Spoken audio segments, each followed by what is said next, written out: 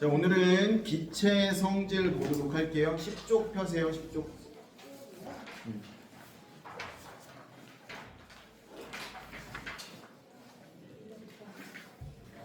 지난 시간에 물질의 상태 변화까지 했었고요. 오늘은 기체 성질 할 건데 첫 번째 기체 압력, 두 번째는 압력과 온도에 따른 기체의 부피 변화, 그리고 물질의 특성까지 할 거예요. 자, 먼저 기체의 압력을 먼저 볼게요. 압력이라는 건 일정한 면적에 작용하는 힘을 압력이라고 해요. 자, 손을 들어보시고 이런 펜을 하나 들어보세요. 펜으로 이 뭉툭한 부분이 있고 뾰족한 부분이 있잖아. 뭉툭한 부분으로 여기를 손바닥을 살짝 눌러봐. 이 느낌을 기억하세요. 똑같은 힘으로 뒤집어서 뾰족한 걸로 눌러봐. 아, 아프잖아, 그치? 분명 똑같은 힘으로 눌렀는데 뾰족한 부분으로 누르면 아까보다 조금 아파. 그렇죠? 왜 그러겠어요? 압력이라는 건 일정한 면적에 작용하는 힘이라고 했잖아. 똑같은 힘으로 누른다고 하더라도 작용하는 면적이 작으면 더 크게 느껴지는 법이지. 압력이라는 건 그런 거예요. 그래서 그림 한번 보세요. 벽돌의 수나 모양을 다르게 했는데 벽돌을 옆으로 눕혔어. 하나를 눕혔을 때보단 당연히 두 개를 올렸을 때 더 많이 내려가겠죠? 근데 똑같이 하나를 올려놓는다고 하더라도 옆으로 눕혔을 때하고 세로로 세웠을 때 어떤 게 더 스티로폼이 많이 밑으로 눌렸어요? 세웠을 때가 더 많이 눌렸지. 왜 그럴까? 닿는 면적이 좁아지니까. 똑같은 무게로 누른다고 하더라도 면적이 좁아지면 더 큰 압력을 주게 되는 거죠.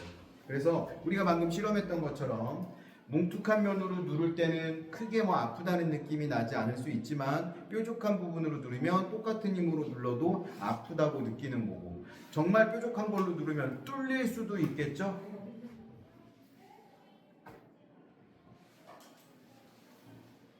그래서 힘이 작용하는 면적이 똑같다라고 하면 무게가 크면 클수록 압력이 더 많이 느껴지는 거고, 힘에 작용하는 면적이 누가 더 커요? 지금 표는 우리 교재는 잘못되어 있는데 작용하는 힘의 크기가 같을 때 다라 면적이 누가 더 크죠? 다가 더 크죠, 면적이. 근데 왜 이거 네모 모양? 잘못되어 있는 거예요. 그 라 옆에 있는 건 지우세요. 아니, 그 다 옆에 있는 거 지우세요. 다가 더 크다라고 표시를 좀 해주시면 좋겠어요. 힘의 크기는 어때요? 같아요. 그쵸? 힘의 크기는 같은데 압력은 누가 더 커? 라가 더 크죠. 왜냐면 똑같은 힘이 작용해도 면적이 좁을수록 압력이 어떻게 되니까? 커지니까. 일상생활에서 경험할 수 있는 거. 기압력을 잡게 해서 눈썰매, 스키, 갯벌을 이용할 때 사용하는 널빤지. 이거 선생님이 예전에 갯벌에 놀러 간 적이 있었는데 너무 깊게 들어가가지고 다리가 푹푹 빠지는 거야. 그래서 어떻게 나왔냐면 우리 아버지가 어떻게 시켰냐면 야, 엎드려로 기어 나왔어. 왜냐면 발로 밟으면 있잖아, 선생님의 이 큰 체중을 이 좁은 발 면적으로 누르니까 어때? 푹 들어가. 근데 엎드리니까 어때? 이 넓은 면적으로 누르니까 깊게 들어가지 않아. 조금 눌리긴 하지만. 그래서 이렇게 기어 나왔어. 어느 정도 나오니까 좀 단단한 데가 나와가지고 그때부터는 걸어 나올 수 있어. 옷은 난리가 났지. 완전 뻘 묻어가지고 그거 빨아도 지지를 않더라고. 그래서 버렸던 걸로 기억이 나요. 난 재미는 있었어. 온통 막 뻘이 묻어가지고 좀 위험하더라고. 그 따개비들 있잖아. 중간중간에 바위들이 있는데 바위에 따개비들이 있어서 손으로 만졌는데 손이 좀 세 군데 정도 찢어졌던 기억이 있어요. 나보다. 신발은 아쿠아 슈즈를 신고 있어가지고 발은 괜찮았는데 손이 찢어졌어요. 따개비들 때문에. 그래서 조심해야 돼요, 갯벌에서는. 자, 그리고 압력을 크게 하는 가장 대표적인 거 뭐가 있겠어요? 못 같은 거 있지. 뾰족한 거. 주사. 주사는 끝부분이 뾰족해야 되겠죠. 그래야지 푹 찌르면 쑥 들어가겠지. 주사가 만약에 뭉툭하다라고 하면 우리 살을 막 후벼 파면 얼마나 아프겠어요. 주사를 맞아야 되는데 아무리 찔러도 안 들어가. 너무 뭉툭해가지고. 그러면 서로 힘들겠지. 주사도 못 놓고 맞는 사람도 아프고. 근데 주사 바늘은 끝이 뾰족하니까 쑥 하고 들어가죠. 주사 맞는 거 정말 싫어. 형님 지난주에 치과에 갔다 왔는데 잇몸 치료를 하느라 잇몸에다가 주사를 넣었는데 아프지 말라고 주사를 놓는 건데 나는 사실 그 주사가 더 아픈 것 같아. 너무너무 아팠어. 그래서 나도 모르게 주먹을 꽉 쥐었어, 아파서. 근데 선생님이 거짓말했어. 괜찮아요, 다 끝났어요. 그러더니 2방을 더 찔렀어. 진짜 당했어. 자, 이번에는 기체 압력 보도록 할게요. 기체 압력이라는 건 뭐냐면 일정한 면적의 기체 입자가 충돌해서 가해지는 힘, 우리가 풍선을 불었다고 한번 생각을 해봅시다. 풍선은 크기가 일정한데 거기에다가 숨을 한 번 불었을 때하고 3번 불었을 때하고 풍선의 크기가 어떻게 되겠어요? 3번 불었을 때 당연히 더 크게 되겠죠. 왜냐하면 거기 안에 공기가 더 많이 들어갔으니까. 공기들이 서로 부딪히면서 풍선의 벽을 밀어서 풍선을 크게 만드는 거죠. 알았어, 그만해. 그거 아니야. 난 한 손으로 했잖아.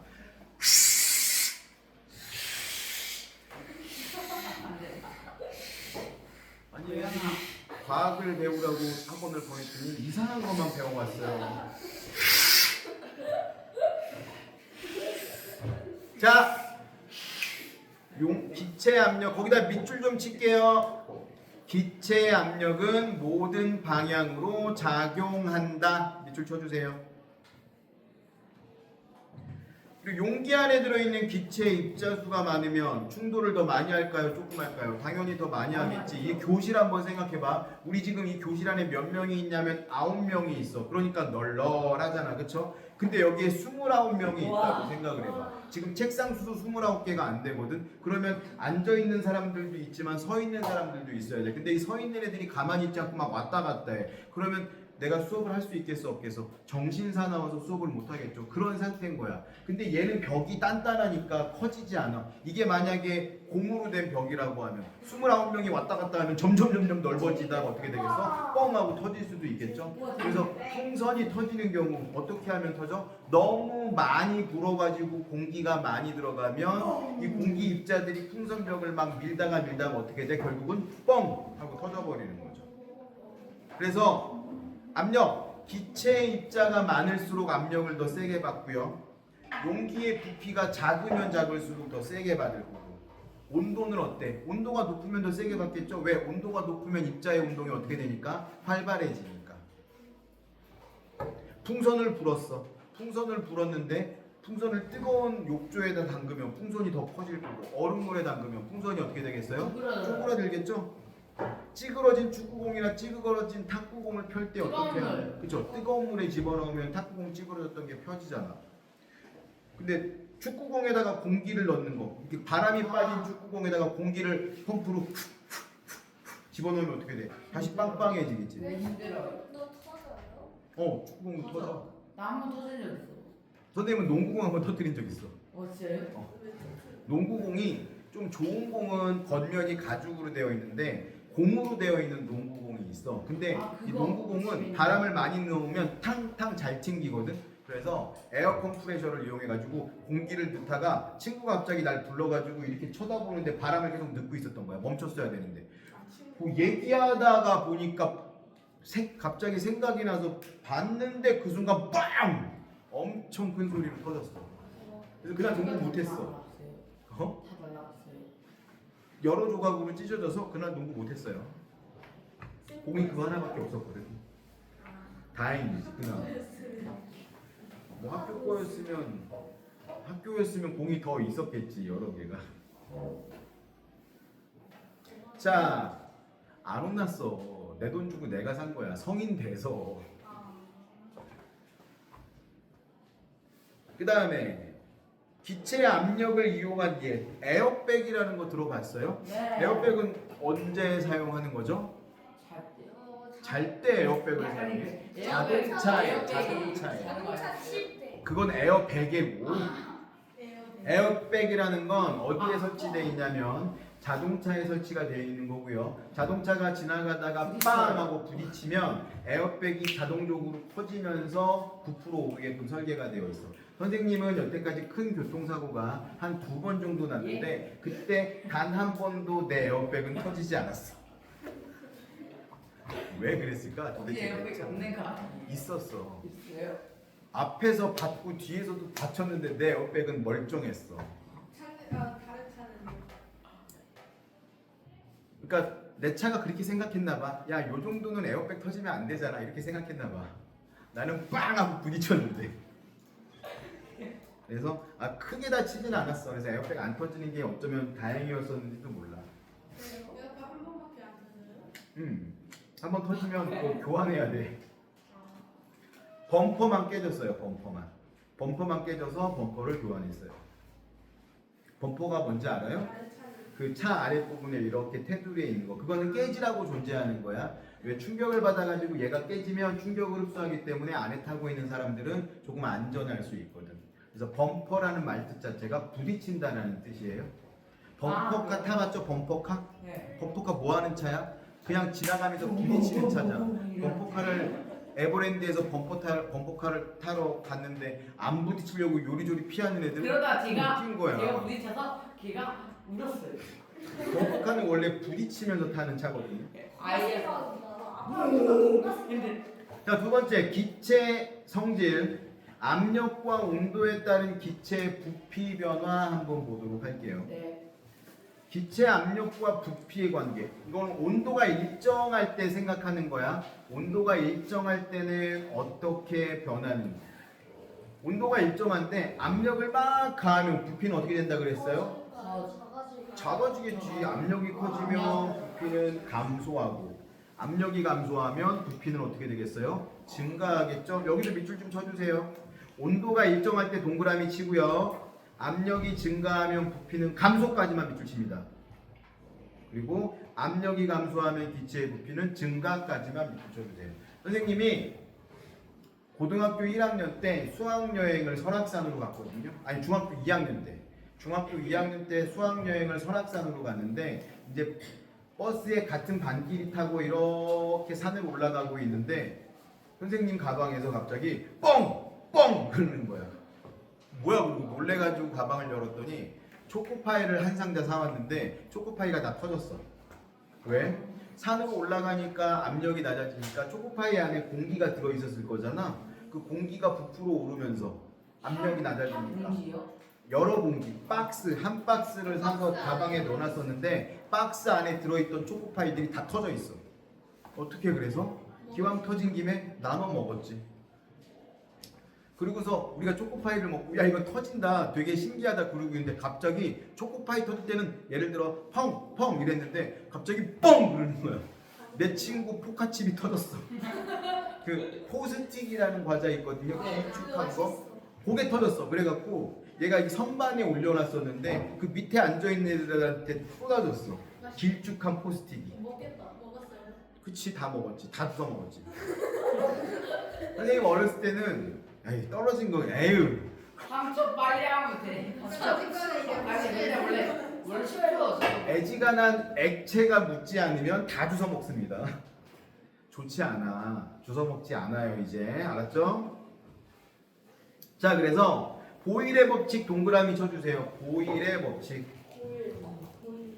온도가 일정할 때 일정량의 기체의 부피는 어때? 압력에 반비례한다. 밑줄 쳐주세요.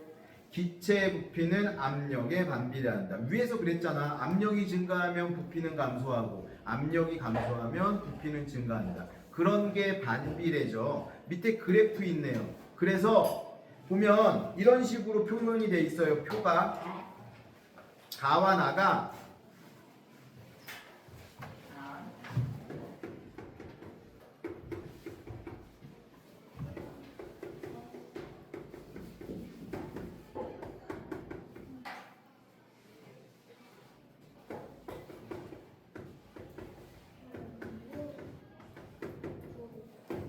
압력이 1이고 부피가 2야. 둘이 곱하면 2. 압력이 2고 부피가 1이면 둘이 곱하면 또 2. 요 사이에다가 곱하기 써주세요. 그래서 밑에도 밑줄 좀 쳐줄게요. 압력 곱하기 부피는 어떻다? 일정하다. 나 오늘따라 글씨를 못 쓰는 것 같네. 교재에 있는 내용이에요. 그 압력 곱하기 부피는 일정에만 밑줄 쳐주세요.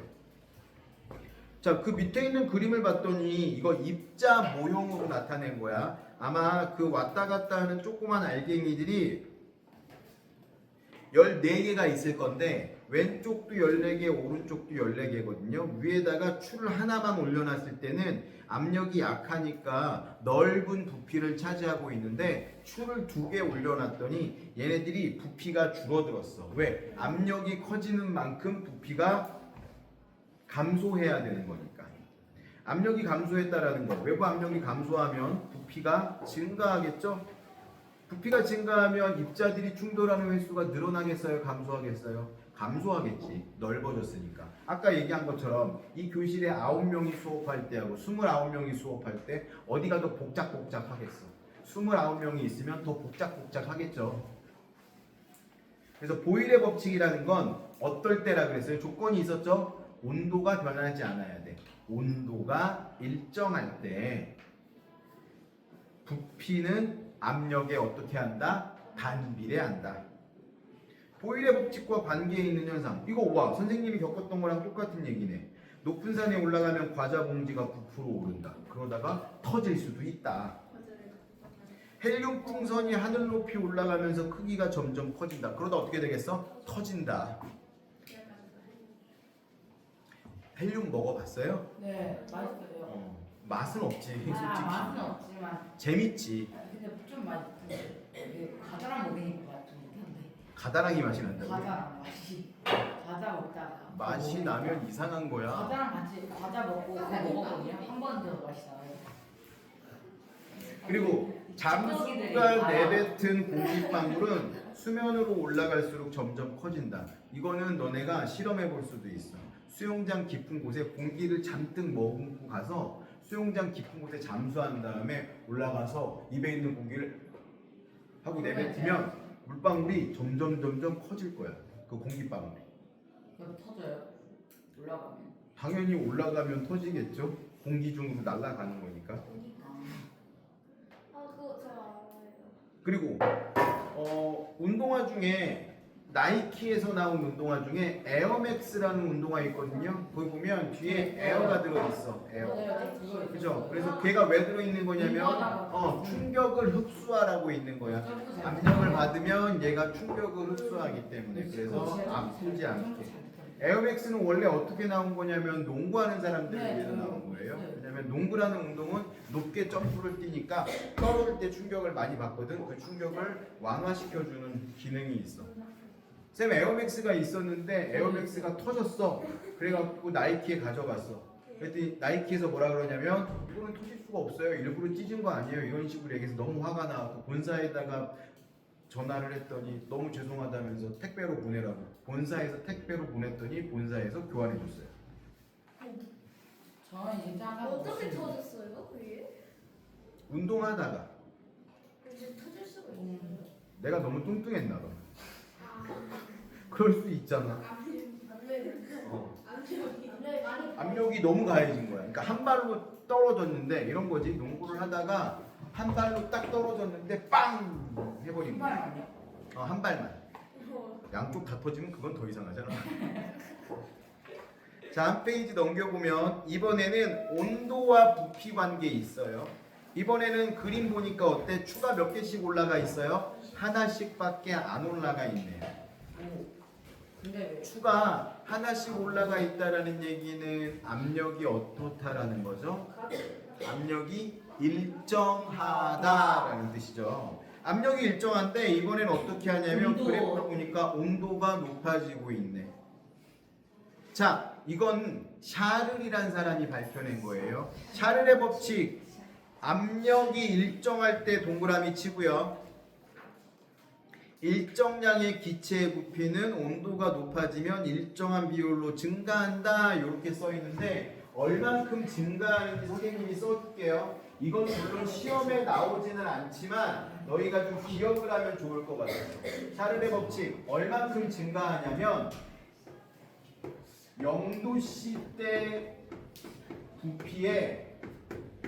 부피에서 온도가 1도씨 상승할 때마다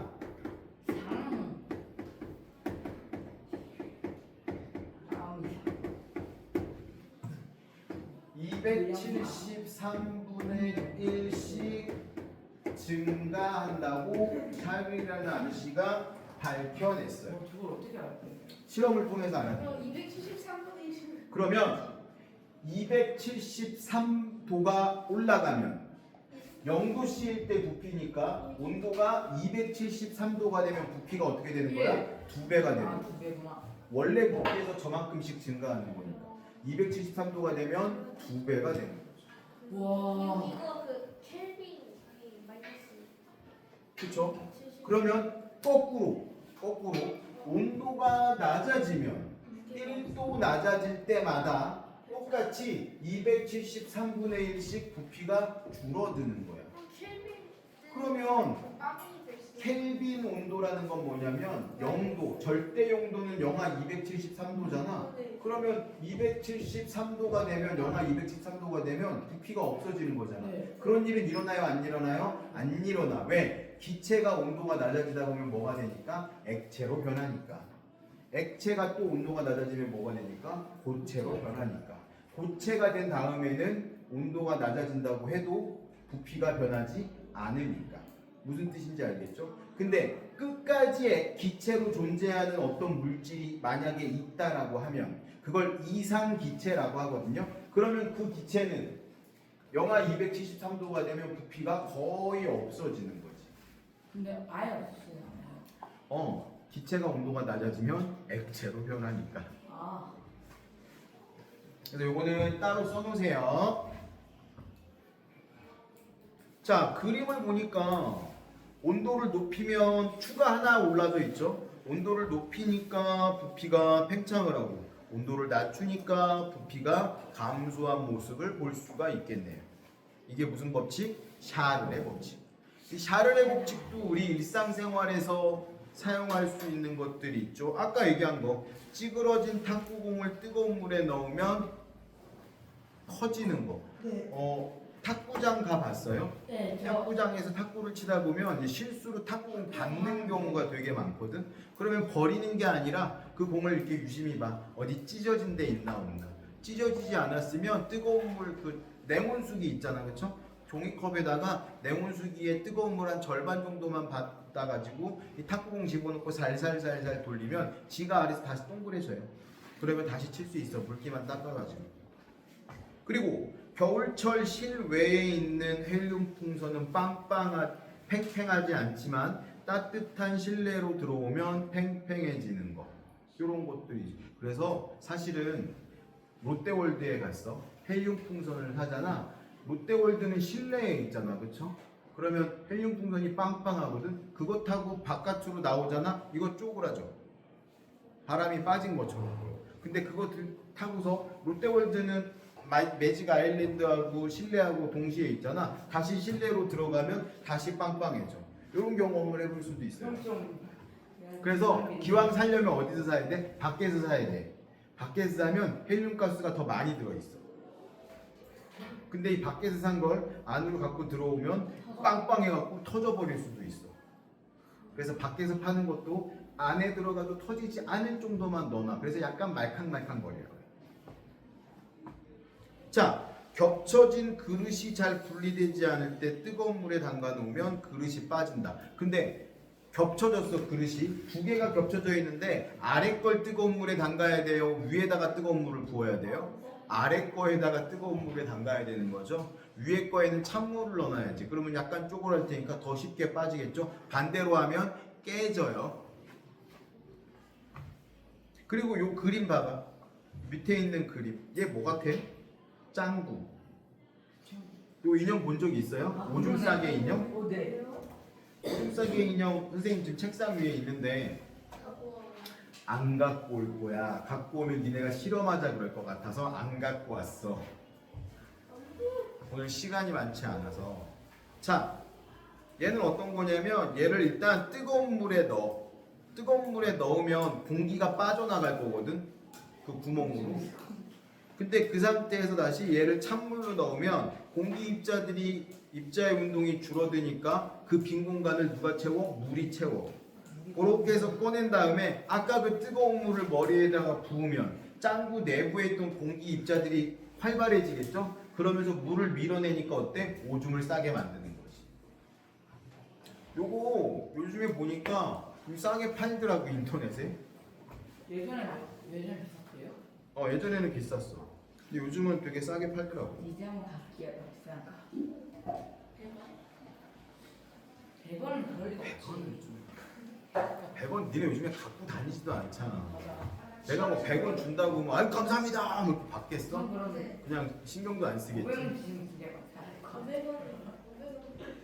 자, 그 다음에 가장 대표적인 게 뭐냐면 열기구. 열기구 들어봤죠? 열기구는 커다란 풍선 아래에 보일러가 달려 있어서 불을 켜면 공기를 가열을 해. 공기가 가열되니까 어떻게 돼? 입자의 운동이 팡팡해지니까 열기구가 사람이 타고 있어도 붕 하고 떠오르는 그런 현상을 우리가 볼 수가 있겠죠. 그래서 우리가 지금 두 가지 배웠어요. 그렇죠? 보일의 법칙과 샤를의 법칙. 보일의 법칙은 뭐였죠? 온도가 일정할 때 압력과 부피는 반비례한다. 압력이 높아지면 부피는 줄어들고 압력이 낮아지면 부피는 커지고. 샤를의 법칙은 압력이 일정할 때 온도와 부피 관계. 온도가 높아지면 부피가 커지고 온도가 낮아지면 부피가 줄어들고. 이런 무슨 관계? 비례 관계. 샤를의 법칙은 비례 관계고 보일의 법칙은 반비례 관계예요. 그리고 기본 조건이 있었어. 보일의 법칙은 뭐가 일정할 때? 온도가 일정할 때. 샤를의 법칙은 압력이 일정할 때. 꼭 기억을 해주셨으면 좋겠고. 물질의 특성 한번 볼게요. 여기는 조금 복잡할 수도 있거든. 잘 들어보세요. 물질을 크게 두 가지로 분류하거든요. 두 가지로 분류하는데 첫 번째는 순물질이야.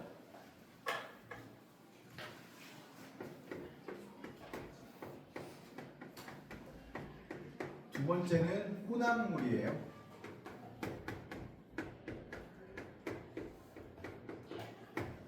순물질하고 혼합물 이 두 가지로 분류하는데 순물질도 두 개로 나눌 수 있고 혼합물도 두 개로 나눌 수 있어요.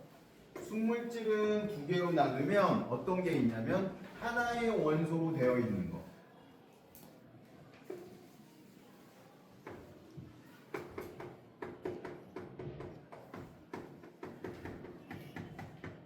여러 원소로 되어 있는 거. 혼합물은 또 어떻게 나누냐면 균일한 혼합물, 불균일한 혼합물 이렇게 나눌 수 있어요.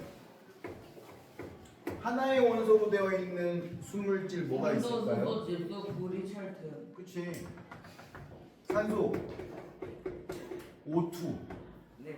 수소, H2, 네. 이산화탄소. 아, 이산화탄소는 아니다.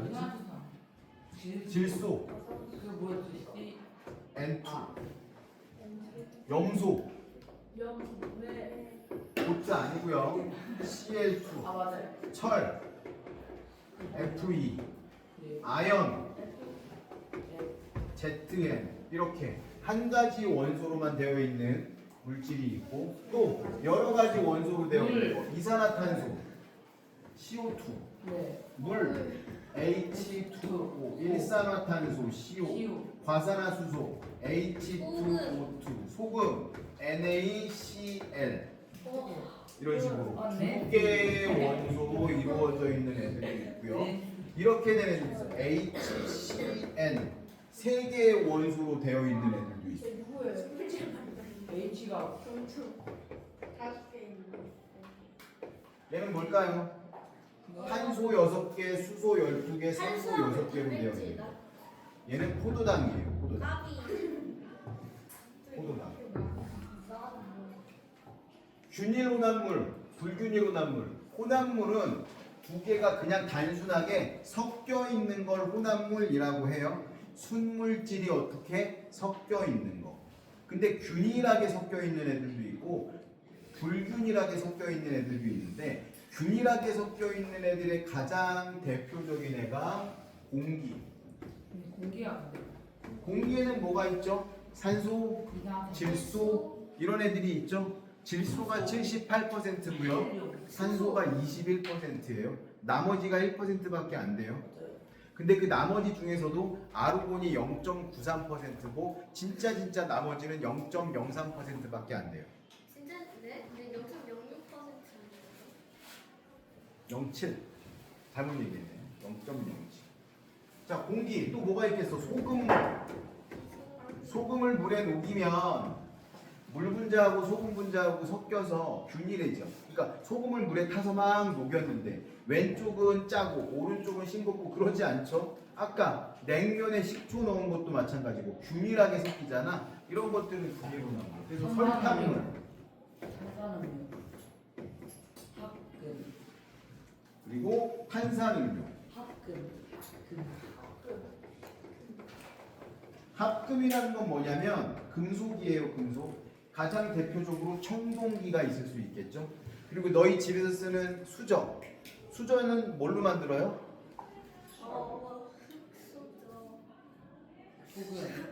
수저는 철로 만드는데 순수한 철로 만드는 게 아니라 스테인레스 합금으로 만들어요. 녹이 슬면 안 되잖아. 매일 물을 닫잖아. 그치? 먹고 설거지하고 하니까 물이 닿기 때문에 녹이 슬면 안 돼서 합금. 금속을 여러 개를 섞어서 녹여서 만드는 걸 합금이라고 해요. 얘네들은 균일하게 섞여 있어. 근데 불균일하게 섞여 있는 것들이 있거든요. 생물, 우유, 화학물. 암석, 과일 주스, 우유, 과일 주스. 우영이, 이렇게 생각해 보면 돼. 이거 두 개 구분하는 게 되게 헷갈릴 수 있는데 불균이라는 애들은 가만히 두면 층이 생기는 애들이야. 얘들은 가만히 두면 층이 생기지 않는 애들인 거야. 그리고 더 간단하게 구분할 수 있는 게 있어요. 얘네들은 색깔이 있고 얘네들은 투명해. 색이 따로 정해져 있지 않아. 그러면 선생님 탄산음료는 색깔이 있는데요. 색소 아니야? 색소를 집어넣어서 그런 거고 원래 일반적인 탄산음료, 탄산수라든지 사이다는 색깔이 없죠. 네. 콜라나 환타는 색소를 집어넣었기 때문에 색깔이 있는 거고 일반적으로 얘들은 그냥 투명하거나 하나의 색만 가지고 있는데 얘들은 다양한 색깔이 있어요. 색소도 맛이 검은색, 있어요. 갈색, 검은색. 근데 콜라하고 사이다하고 맛이 다르잖아요. 그거는 만드는 비법이 틀리기 때문에 그래요. 콜라에는 캐러멜이 들어가 있고 맛있다. 카라멜. 캐러멜은 설탕을 태우는 걸 캐러멜이라고 해요. 카라멜 맛있는데 근데 콜라는 좀 맛없던데. 자, 균일 혼합물, 불균일 혼합물 구분할 수 있겠죠. 네. 그 다음에 물질의 특성. 특성 동그라미 쳐주세요. 물질의 특성. 물질의 특성이라는 건 뭐냐면 남과 구별되는 나만이 가지고 있는 고유한 성질. 거기도 밑줄 좀 쳐줄게요. 다른 물질과 구별되는 그 물질만이 나타내는 고유한 성질. 그걸 뭐라고 한다고요? 특성. 그러면 너희의 모습을 한번 봐봐.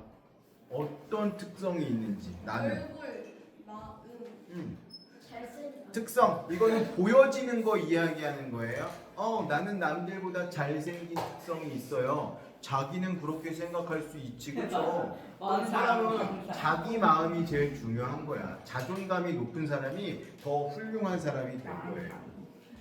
그렇다고 친구한테 망사는 거야. 친구 그래요. 제 친구 저한테 그래서 저는 그냥 그랬는데 제 친구가 어떤 애한테 나한테 너무 잘생긴 것 같아 했거든요. 제 친구가 저한테 근데 제가 전 아무 말도 안 했는데 제 옆에 있는 친구가 망상이라면서 친구의 마음에 상처 주지 않아요. 좋게 얘기할 수도 있잖아. 친구야, 그건 좀 상처받지 않는 한도 내에서. 친구도 왜 사실을 알아야 될 필요는 있습니다. 너 잘생기긴 했지만 최고로 잘생긴 건 아닌 것 같아. 이런 식으로 얘기해 주면 되겠죠. 너 예쁘긴 하지만 최고로 예쁜 건 아닌 것 같아. 좀 예쁘긴 해. 이 정도로. 자, 그래서 물질의 특성인 거 거기다 밑줄 좀 칠게요. 색깔, 냄새, 맛, 밀도, 끓는 점, 녹는 점, 용해도 이런 것들이 다 물질의 특성이에요. 그 얘기는 뭐야? 물질마다 맛도 다르고 냄새도 다르고 어는 점도 다르고 색깔도 다르고 끓는 점도 다르다라는 뜻이겠죠. 그러면 그 두 개의 물질을 비교해서 얘가 뭔지 알려면 뭘 비교해 보면 돼? 이 물질의 특성을 비교해 보면 되지. 색깔이 완전히 똑같은 두 개의 액체가 있어요. 식초, 레몬즙. 하나는 야, 레몬즙이랑 식초는 색깔이 다르잖아. 네. 그래도 살짝. 하나는 물, 하나는 사이다. 에탄올이라고 생각해 볼게요. 에탄올. 에탄올은 뭐 만들 때 쓰는 거야? 술 만들 때 쓰는 거거든요. 냉장고에 들어있어요. 에탄올이? 뭐 그- 수 아빠 거 있어도 돼. 소주 얘기하는 거죠? 그래, 그러면 소주하고 물을 비교해 봅시다. 물은 뭐야? 순물질이야, 그쵸? 근데 소주는 뭐야? 균일로 난 물이야. 뭐하고 뭐가 섞인 거야? 물과 에탄올이 섞인 거야. 아, 똑같은. 근데 균일한 거야. 위에는 되게 독하고 밑에는 싱겁고 그러지 않을 거잖아. 균일하게 섞여 있는 거야. 왜? 투명하잖아, 소주. 투명하단 말이지. 균일한 물인 거지. 근데 이런 것들이 뭐야? 끓여보면 알 수 있는 거야. 순수한 물하고 소주는 끓는 점이 달라요. 어는 점도 다르고. 물은 몇 도에서 얼어요? 0도. 소주는 몇 도에서 얼게? 소주. 아, 요즘은 20도. 그 소주의 도수에 따라 조금 다른데 20도짜리 맞아요? 소주라고 하면 약 영하 20도 정도에서 아, 왜냐면 알코올이 에탄올이 거의 어는 점이 100도거든요. 그러니까 20%가 속해 있는 소주는 약 20도 정도에 얼고 맥주는 몇 도가 맥주는 일반적으로 5도 정도 되거든요. 그러니까 영하 5도 정도에서 얼고 근데 집에 있는 냉장고는 몇 도야? 영하 20도야. 네. 그러니까 소주는 어디? 17도나 16도짜리 소주는 얼어. 근데 25도짜리 소주는 얼지 않아. 할아버지들이 좋아하는 소주 있어요. 빨간색. 요거는 안 얼 수도 있어. 근데 아빠가 애지중지 아껴 먹는 술이 있어. 진열장에 있는 거. 위스키. 위스키는 냉동실에 넣어도 얼지 않아요. 위스키는 알코올이 몇 퍼센트 함유되어 있냐면 40%가 들어있기 때문에 얘는 냉동실에 넣어도 얼지 않아. 근데 콜라는 어떻게 돼요? 냉동실에 넣으면 꽝꽝 얼어. 얼지 않았는데요? 빵! 하고 치면 순간 관행력 되면서 슬러시가 되거나 터져버릴 수도 있어요. 플러스 제발. 플러스. 자, 냉장고에다가 콜라 페트병을 넣었어. 500짜리를 2시간이 지났어. 꺼내서 뚜껑을 여는 순간 어떻게 되냐면 솟구쳐 올라올 거야. 그럼 어떻게 해야 돼? 입으로 막아야지. 그러면 계속 먹을 수 있어. 숨 막힐 정도로 먹을 수 있어. 와, 플러스. 큰일 납니다. 이걸 만약에 냉장고에 2시간 넘게 있었던 콜라를 갖고 와서 침대에서 열었다? 엄마한테 등짝 맞는 날인 거야. 거실 소파 위에서 그랬다? 너는 돌아가실 수도 있어요.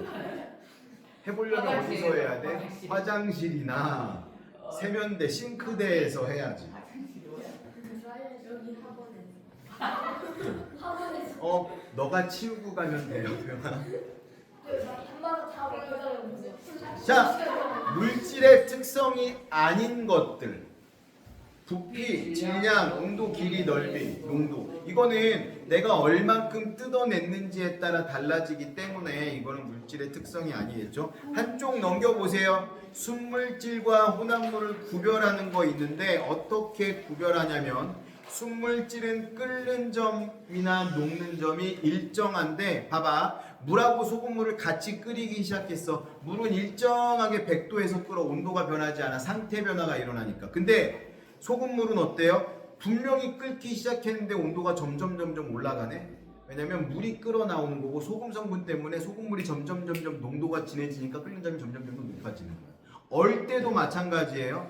물은 몇 도에서 얼어요? 0도에서 일정하게 어는데 소금물은 어때? 분명히 얼기 시작해서 살얼음이 보이는데 어느 온도가 점점 내려가네. 이건 마찬가지로 물이 얼어버리니까 남아있는 소금의 농도가 진해져서 점점 온도가 떨어지는 거죠. 고체들은 어떤 일이 벌어지냐면 여기는 별표 좀 치세요. 고체 플러스 고체 혼합물의 녹는 점. 그림에 보니까 나프탈렌이라는 거하고 파라클로로벤젠이라는 애들이 나프탈렌은 약 82도 정도에서 높고요. 파라클로로벤젠은 한 55도 정도에서 녹는데 둘을 섞었더니 한 40도 정도에서 녹기 시작하네. 더 낮아져 녹는 점이 섞은 것보다. 댐납이라는 거 있거든요. 거기다 밑줄 칠게요. 전류 차단기의 퓨즈는 과전류가 흘러 열이 발생하면 쉽게 녹아 끊어진다.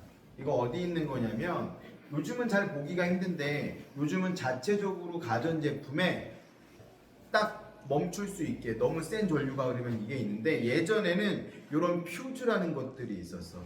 콘센트에서 뭔가를 사용하고 있는데 콘센트에 너무 많이 전류가 흐르면 요즘은 차단기가 있죠. 탁 하고 버튼이 떨어지잖아. 근데 예전에는 이런 퓨즈라는 걸 썼었어. 이 퓨즈라는 거는 납이라는 물질하고 주석이라는 물질을 섞어서 만든 건데 전류가 많이 흐르면 얘가 녹아서 탁 하고 끊어져. 얘가 끊어지면 전류가 더 이상 흐르지 않으니까 전류가 심하게 흘러가지고 불이 나는 거를 막아주는 역할을 하는 거지. 퓨즈를 갈아 끼워야 돼. 근데 그 녹아서 스파크 일어나는 그건 답이 그러니까 녹는 순간 끊어지기 때문에 전류가 끊어져요. 전류 흐름이. 자, 15쪽에 보니까 어떤 게 있냐면 물질의 종류와 양에 따라서 끓는 점이 달라지는 거. 보세요. A랑 B는 끓는 점이 다르지. 그럼 A랑 B는 다른 물질이라는 뜻이겠죠? 끓는 점은 물질의 특성이었으니까. 그렇죠? 근데 오른쪽에 보니까 A랑 B가 온도가 똑같이 끓어. 근데 A는 예를 들어 한 5분 만에 끓기 시작했는데 B는 10분 만에 끓기 시작했어. 끓는 점이 같으면 뭐라 그랬어요? 같은 물질이라 그랬지? 근데 왜 끓기 시작하는 온도가 달라? 시간이 달라지는 거지. 그렇지? 양이 다르기 때문에 그런 거지. 라면을 끓여 먹을 건데 1인분 끓일 때랑 2인분 끓일 때랑 물이 끓기 시작하는 온도는 당연히 다르겠죠. 근데 온도는 몇 도에서 끓어요? 똑같이 100도에서. 네. 양이 달라지면 끓기 시작하는 온도는 더 길어지겠지만 끓는 점은 변한다 안 변한다? 안 변한다. 압력도 있어요. 압력이 높아지면 끓는 점이 높아지거든요. 그래서 너희 집에서 밥을 할 때 요즘 대부분 어디다 하냐면 압력밥솥에다 해. 압력밥솥에 하면 온도가 높은 온도에서 물이 끓기 때문에 더 밥을 빨리 더 맛있게 할 수가 있어. 근데 선생님이 캠핑을 갔는데 강원도에 무슨 고성 어디에 산에 있는 캠핑장이었거든. 밥을 하면 설익어. 냄비로 밥을 하게 되면. 그래서 어떻게 캠핑장에서 밥을 할 때는 두 가지 방법이 있어요. 압력밥솥을 갖고 가는 방법이 있고요. 냄비에 밥을 할 때는 냄비 위에다가 큰 돌을 올려놓고 밥을 하면 얘가 압력을 줘가지고 물이 빨리 끓는 거를 막아주는 역할이 있어서 그렇게 해서 밥을 하는 경우도 있어. 그래서 산에서 음식을 할 때는 압력솥이 없을 때는 냄비에다가 커다란 돌을 올려놔서 이 돌이 압력을 이겨낼 수 있게끔, 그래서 물이 너무 낮은 온도에서 끓지 않게끔 해야 밥이 설익지 않아. 설익는다는 건 뭐냐면 겉만 익는다는 뜻이에요. 대표 먹어야지. 자, 그 밑에 보니까 녹는 점과 어는 점 있네요. 이거 물이라고 생각하고 한번 해봅시다. 처음에 얼음이었어. 고체니까 얼음이었겠죠. 온도를 계속 가했더니 0도에 도달해서 고체 얼음이 점점 물로 변하네요. 그때는 온도가 변하지 않으면서 고체도 있고 액체도 존재하겠죠. 얼음하고 물이 동시에 있으니까. 근데 얼음이 완전히 다 녹으면 어떻게 돼? 완전히 액체가 되는 거잖아. 점점 온도가 올라가다가 내가 어느 정도 한 70도까지 올렸다가 이거를 다시 어디다 넣냐면 냉동실에 넣었어. 그럼 온도가 어떻게 되겠어? 다시 천천히 떨어지겠죠? 그러다가 0도가 됐어. 어느 점이 되니까 다시 살얼음이 얼기 시작해. 온도가 더 떨어져요? 안 떨어져요? 안 떨어져. 상태 변화가 일어나는 동안 일정하게 유지가 되다가 완전히 얼음이 되면 그때부터 온도가 떨어지기 시작하는 거죠. 그래서 얼음 냉동실에 얼릴 때도 중간에 열어보면 살짝 살얼음이 돼 있을 때 있거든. 그때 온도 재보면 이건 0도 정도 표시가 될 거예요. 완전히 꽝꽝 떨어져 있는 얼음의 온도를 재보면 0도보다 당연히 낮게. 한참 오래됐어. 그러면 냉동실이 영하 20도면 얼음의 온도도 영하 20도가 나오겠죠. 그래서 물질의 상태. 자, 이거 되게 중요해요. 물질의 상태에다가 별표 좀 쳐주세요. 녹는 점보다 낮으면 고체, 끓는 점보다 높으면 기체, 녹는 점과 끓는 점 사이면 액체. 요거 시험에 자주 나와요. 물질의 특성 두 번째 하고 나머지 혼합물의 분리는 다음 주에 하도록 할게요. 그러면 어디까지 숙제를 해와야 되냐면 우리 지난번에 몇 쪽까지 숙제를 했죠? 상태 변화 다 했었죠?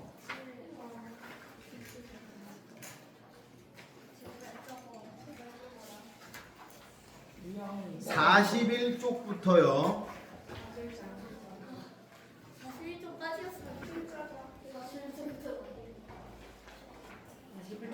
42쪽. 열심히 페이지를 미시고 있으면서 63쪽. 한 50쪽? 갖고 와.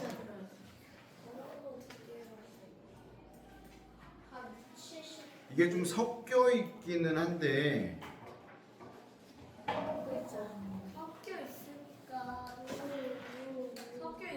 딱 거기 안 배웠던 41쪽부터 52쪽 21번까지 아니 52쪽까지 그냥 다 하세요. 52쪽까지 41쪽부터 52쪽까지 숙제로 해오세요. 지난번보단 적다. 네, 지난번보단 적어요. 근데 이게 적어지면 적어질수록 다음 주 숙제가 많아지는 거라서 오늘은 여기까지 할게요. 네.